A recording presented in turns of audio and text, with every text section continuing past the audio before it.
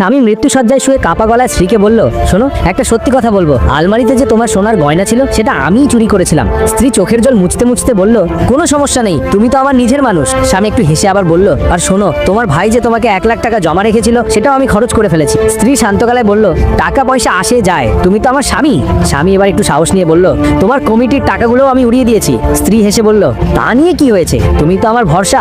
স্বামী মুখে হালকা হাসি এনে বলল, আর পাশের বাড়ির বউকে যে গোপনে ফোন করতো সেটা আমি করতাম। এবার স্ত্রীর চোখ কপালে উঠে গেল, কিন্তু কিছু বলল না। স্বামী ভয় আবার বলল, আর তোমার ভাই যে নতুন স্মার্টফোনটা আনতে যাচ্ছিল সেটাও আমি বেচে দিয়েছি। এবার স্ত্রী ঠান্ডা গলায় বলল, কোনো অসুবিধা নেই। স্বামী একটু হাঁপ ছেড়ে বলল, সত্যি, তুমি কিছু মনে করনি? এরপর স্ত্রী যা বলল শুনলে হাসতে হাসতে তোমার পেট ব্যথা করবে, কিন্তু তার আগে যদি তুমি 3 সেকেন্ডের মধ্যে লাইক আর সাবস্ক্রাইব করো তাহলে আগামী 3 দিনের মধ্যে তুমি একটা সুখবর পাবে। 2, 1. স্ত্রী মিষ্টি হেসে বলল, কোনো ব্যাপার না, তুমি যে মারা যাচ্ছ তোমাকে বিষ আমিই দিয়েছি।